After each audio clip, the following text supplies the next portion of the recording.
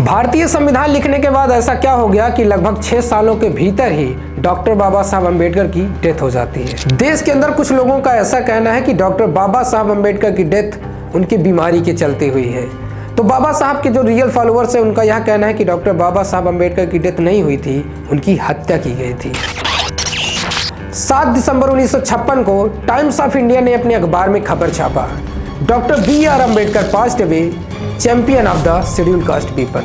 और इसी दिन ही इंडियन एक्सप्रेस की खबर है, B R. Ambedkar dead, house of the parliament adjourn. 4 दिसंबर 1956 को डॉक्टर बाबा साहब अम्बेडकर राज्यसभा में थे, तो अचानक से 2 दिनों में ही उनकी डेथ कैसे हो गई। नमस्कार और स्वागत है आप सभी का ML लाइव में।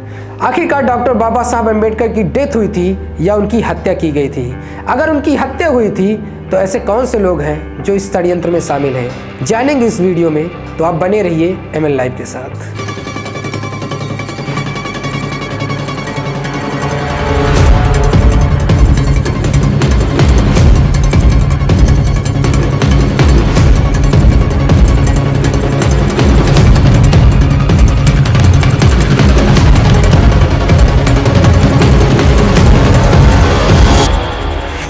ये कहानी शुरू होती है तब जब डॉक्टर बाबा साहब अम्बेडकर 14 अक्टूबर 1956 को धर्मांतरण करने वाले होते हैं। यह खबर देश के पूरे कोने कोने में आग की तरह फैल जाती है और इस कार्यक्रम की सुरक्षा के लिए समाज की तरफ से कई सारे इंतजाम किए गए। डॉक्टर बाबा साहब अम्बेडकर को किसी भी प्रकार से खतरा ना हो सके, इसके लिए समता सैनिक दल के लोगों को लगा दिया गया। अब ऐसे में हमको जानने की जरूरत है कि आखिर समता सैनिक दल क्या है। समता सैनिक दल 24 सितंबर 1924 को डॉक्टर बाबा साहब अम्बेडकर द्वारा भारतीय समाज के सभी उत्पीड़ित वर्गों के अधिकारों के रक्षा के लिए उद्देश्य से स्थापित एक सामाजिक संगठन है।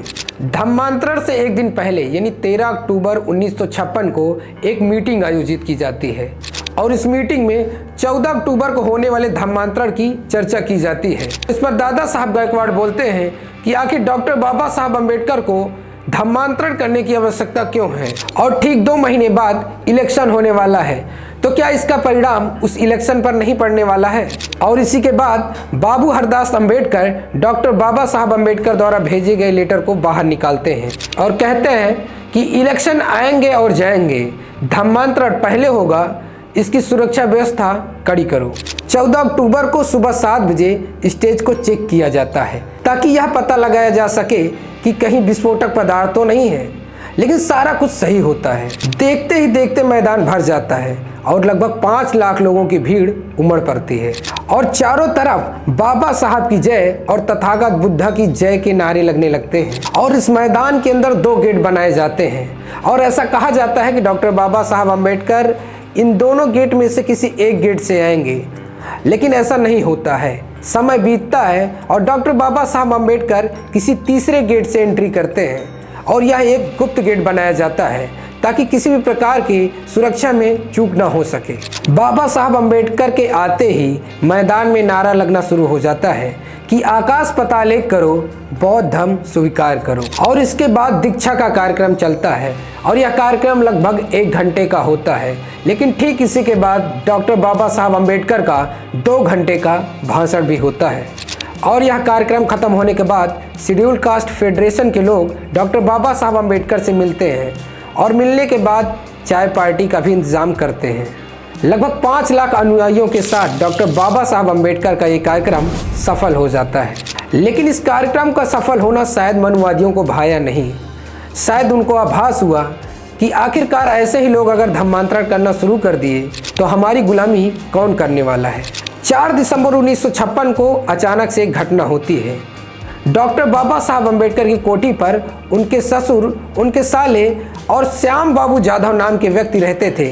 लगभग 1.5 साल से ये लोग वहीं पे रहते थे, लेकिन अचानक से ये लोग गायब हो जाते हैं। इसी के अगले दिन 5 दिसंबर 1956 को डॉक्टर बाबा साहब अम्बेडकर सोकर लेट उठते हैं और नानक चंद रत्तू उनके उठने का इंतजार करते हैं। अब हमें यह जानना जरूरी हो गया है कि आखिर नानक चंद रत्तू नाम का यह व्यक्ति कौन है। तो आपको यह बताना चाहते हैं कि नानक चंद रत्तू डॉक्टर बाबा साहब अम्बेडकर के यहाँ पिछले 16 साल से सहायक के रूप में बाबा साहब अम्बेडकर के साथ ही रहते थे। और कुछ समय के बाद डॉक्टर सविता अम्बेडकर और डॉक्टर मालवंकर कुछ सामान खरीदने के लिए बाजार जाते हैं, लेकिन काफ़ी देर हो जाती है। ये दोनों लोग बाजार से अभी तक नहीं लौटे। रत्तू अपने दफ्तर से घर वापस आ गया, लेकिन डॉक्टर सविता अम्बेडकर और डॉक्टर मालवंकर अभी भी अपने घर वापस नहीं आए थे। काफ़ी समय बीत जाता है और जब डॉक्टर सविता अम्बेडकर घर वापस आती हैं तो डॉक्टर बाबा साहब अम्बेडकर नाराज़ हो जाते हैं और इस पर उनको कुछ सख्त बातें भी कह देते हैं। तो इतने में रत्तू बोलता है कि बाबा साहब आप शांत रहें, नहीं तो आपकी तबीयत खराब हो जाएगी। और उसी रात करीब 8 बजे जैन धर्म का एक प्रतिनिधिमंडल डॉक्टर बाबा साहब अम्बेडकर से मिलने आता है, लेकिन यह मुलाकात पहले से ही तय होती है। तबीयत बहुत अच्छी ना होने के बावजूद भी डॉक्टर बाबा साहब अम्बेडकर जैन धर्म के प्रतिनिधिमंडल से मिलते हैं। ना ही वो केवल मिलते हैं बल्कि एक किताब भी उनको भेंट कर देते हैं। और ठीक इसी के बाद प्रतिनिधिमंडल द्वारा डॉक्टर बाबा साहब अम्बेडकर को अगले दिन के कार्यक्रम के लिए न्योता भी दिया जाता है। इस पर डॉक्टर बाबा साहब अम्बेडकर कहते हैं अगर तबीयत ने हमारा साथ दिया तो ज़रूर आएंगे। और कुछ समय के बाद डॉक्टर बाबा साहब अम्बेडकर की तबीयत डॉक्टर मालवंकर चेक करते हैं और मुंबई के लिए रवाना हो जाते हैं। और कुछ देर के बाद ही रत्तू भी वहां से चला जाता है। और अगले सुबह ही डॉक्टर सविता अम्बेडकर सुदामा गंगावले के माध्यम से डॉक्टर बाबा साहब अम्बेडकर को चाय भेजती हैं। तब सुदामा गंगावले ने देखा डॉक्टर बाबा साहब अम्बेडकर की मृत्यु हो चुकी है और वह वहीं रोते रोते बेहोश हो गया। और इसके बाद डॉक्टर बाबा साहब अम्बेडकर के अंतिम संस्कार के लिए उनको मुंबई लेकर आया जाता है। और 7 दिसंबर 1956 को भदंत आनंद कौफल्यान नाम के बौद्ध भिक्षु ने डॉक्टर बाबा साहब अम्बेडकर का बौद्ध परंपरा से दाह संस्कार किया। और 7 दिसंबर 1956 को टाइम्स ऑफ इंडिया ने अपने अखबार में छापा doctor BR Ambedkar passed away, champion of the scheduled caste people. और इंडियन एक्सप्रेस ने लिखा Ambedkar dead, house of the parliament adjourn. अब ऐसे में सवाल यह उठता है कि डॉक्टर बाबा साहब अम्बेडकर की डेथ हुई थी या किसी साजिश से उनकी हत्या की गई थी।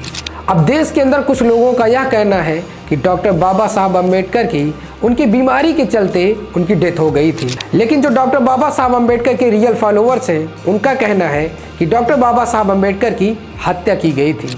प्रोफेसर विलास खराज साहब की एक किताब है कि डॉक्टर बाबा साहब अम्बेडकर की हत्या किसने, क्यों और कैसे की। यह किताब है और इस किताब के अनुसार इसमें कई नेताओं का भी नाम शामिल है। इस किताब के अनुसार पंडित जवाहरलाल नेहरू, इंदिरा गांधी, सर्वपल्ली राधाकृष्णन और वीर सावरकर जैसे नेता भी शामिल हैं। और डॉक्टर बाबा साहब अम्बेडकर की हत्या करने में इन लोगों ने किस तरीके से षड्यंत्र किया था, इस पर एक डेडिकेटेड वीडियो बनाएंगे और जिसके माध्यम से सबूत, तथ्य और तर्कों के साथ आपके साथ हाजिर होंगे एक नए वीडियो में। तब तक के लिए आप बने रहिए ML लाइव के साथ। अब जाते जाते एक सवाल आपसे कि डॉक्टर बाबा साहब अम्बेडकर की डेथ हुई थी या उनकी हत्या हुई थी, इस पर आपकी क्या राय है? अपनी राय कमेंट बॉक्स में ज़रूर लिखें। तो दोस्तों आज का ये वीडियो आपको कैसा लगा? अगर अच्छा लगा है तो वीडियो को लाइक, शेयर और चैनल को सब्सक्राइब जरूर करें। तब तक के लिए जय जवान, जय किसान, जय हिंद, जय भारत, जय संविधान, नमो बुद्धाय।